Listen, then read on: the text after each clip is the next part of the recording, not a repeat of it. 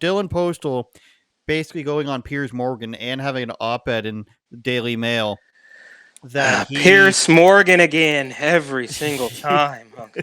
we won't show that, don't worry. But he goes on Piers and basically is like, well, there is no better movie for my people. He kept saying people of my stature, which is a funny way to put it, I guess. He kept saying that there's no better role for my people than a gigantic Disney movie with 7 roles for dwarfs that each has their own characteristics and is not like a stereotype in any single way.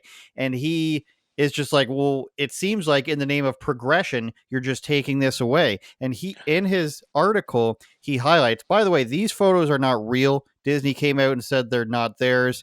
And then also they're done production already, and these just came out. And somebody else pointed out in the media that these are actually from a different production of some kind where they had um all these different actors, and only one part about it is true. They have one little person, and what they ended up doing is they said they're replacing all the characters with people of all sizes and gender representations. So he notes that last year in 2022, Peter Dinklage, who is the little person from Game of Thrones and Elf and all these different things, he complained that although it's great that Snow White will be played by a Latina actress, which is one thing, he said, "You're still telling the story of Snow White and the Seven Dwarfs? What are you doing, man? Have I done nothing to advance this cause from my soapbox?" And he added some F words in there that Postal didn't add in.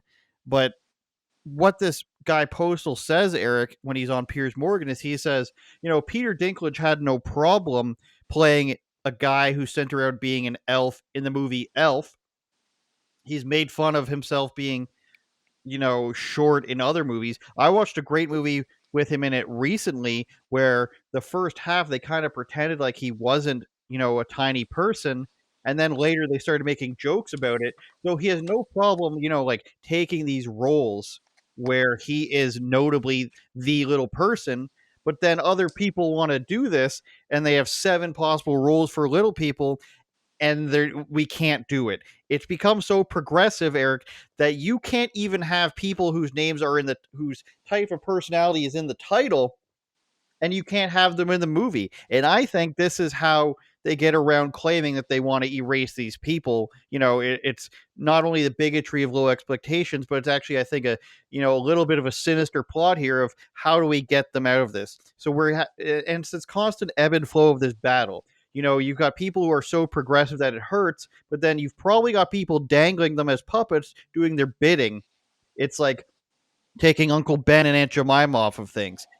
If they did a remake, Eric, of the movie A League of Their Own, which is about a baseball team during World War II that is all women, and it had Madonna in it, it had Roseanne in it, they were coached by Tom Hanks. If they remake that, which I think they're doing, you better get ready for the transgender League of Our Own. It's going to have, Dylan Mulvaney, who's that other guy that's in a beard, who has a beard that Matt Walsh argued with. You're going to have transgender A League of Our Own, and you're not going to be able to complain about it because we're being progressive. It's not just for women anymore.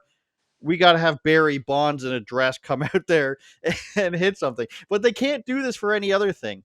They can't. They can only do this for people that aren't yet in the hierarchy. I don't know how little people are not in this hierarchy when there's literally only so you can't have, the Michael Jordan documentary come out or that Air Jordan show come out and have a little person play Michael Jordan. So when you get 7 dwarves, or dwarfs as I've learned is the actual pronunciation of it, and you can't have 7 dwarfs play in it, it's pretty insane. And not to mention, not only that, but they're redoing Willy Wonka, which will be terrible as well.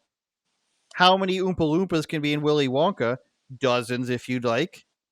But it's actually, oh no, we're actually going to use Hugh Grant, a British guy who is not a little person, by the way, is playing the Oompa Loompa. So they're literally just taking away from their jobs, and the absurdity of it forces people like me who hate virtue signaling and everything to come out and defend these people who are made for this role, literally made for this role. And these are the only roles that are made for them. And what are you going to have? They're going to do Santa's workshop with full grown people, and they won't be able to be Mexican either because that would be racist. They won't be able to be dwarves because that will be hateful somehow.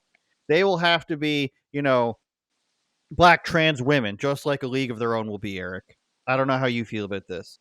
Well, I would first say I'm actually thankful at this particular juncture that I did not grow up on any of this Disney nonsense. I literally don't know it. I don't even know if I saw that growing up. So I really have no, I don't care. Like a lot of people talk, they do this Little Mermaid stuff and they bring all this stuff back, which I guess is supposed to be nostalgic for millennials, but does it appeal to the Zoomers, or obviously, less than Zoomers now? I don't even know what the next generation is, but I guess it's built for millennial parents to take their kids, and it sort of killed two birds with one stone. So the first point is that I'm glad I never actually grew up on any of this to see them ruin it. I kind of was, I don't know, I think I was watching maybe Ninja Turtles at most and like Warriors basketball as a little kid. So that's the first thing, is that I don't really have any skin in the game with this. So it doesn't really bother me. However, it's also very strange that, how do I put this nicely? The alphabet mob clearly ruins everything. We wouldn't have even gotten here if it hadn't started with the alphabet people telling you what you can and can't say, labeling you. So they'll give you a label. There's a certain faction of that group that wants to call people cis, right?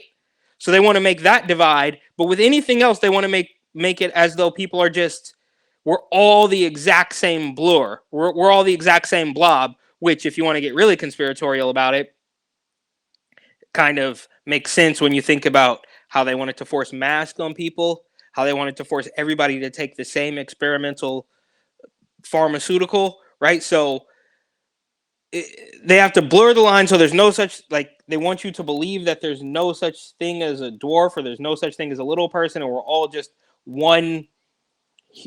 Okay, yes, we are all humans. That much is true. I think everybody can agree to that. But for whatever reason, they find it beneficial to take out all identifying traits unless it's you switching genders, or unless it's a regular person who identifies as the sex they were born, in which case we'll call them cisgender. So they want to make their divisions where they want to make their divisions, but everything else they want to make a complete blob of nothingness. And this, again, might be a bridge a little bit too far, but it sort of reminds me, you said something about how people go so far, like, it's sort of, people get so extreme that it comes back around, right? So it's like a full circle thing. And Ilana Glazer, who, if you recall, we spoke about a couple months ago, she was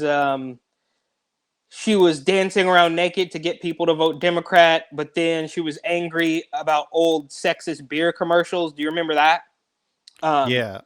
Yeah, so there's a joke in her old show called Broad City, which I did watch a decade ago, perhaps even a little bit more, not really realizing how propagandistic it was. Modern Family, too, is very propagandistic, and I think we all sort of looked past that. Different story. There's a joke on Broad City where the other girl, not Ilana, but the other girl, who I believe her name was Abby, says, Ilana, sometimes you're so not racist that you're racist all over again, which is where we find the soft bigotry of low expectations, right? So it's all a complete mess. But last thing here, as per usual, that's all using the assumption that any of it is genuine, which it is not. It's all just about control, right? So say this, don't say this, look at this person, don't look at this person, call them this, call them that, all these labels, all these names. It's all just about control. None of it's actually genuine. If you cannot have dwarves play dwarves in a movie with dwarfs in the title, you've lost your mind. And words don't have any meaning anymore. Yeah, but Just we like knew that. you, We knew that. Little Women, no women. Little House on the Prairie, can't have a house, can't have it on a prairie. Ninja Turtles, they can't be ninjas, that's racist. And turtles, they're too close to frogs, which are also racist. If you can't have something in the movie that's in the title, then everything gets thrown out. Why can't Black Panther be played by a trans white woman? Why can't Dylan Mulvaney? He probably could. They would probably allow that. But why can't we do it the other way around? Why can't we have Black Panther played by Hugh Grant? Why can't Hugh Grant play a Ninja Turtle just in green face? Why can't Hugh Grant be CGI and play 7 different players in a league of their own? What I'm saying, Eric, is Hugh Grant should play every single role in every movie. Turn it up, Jordan.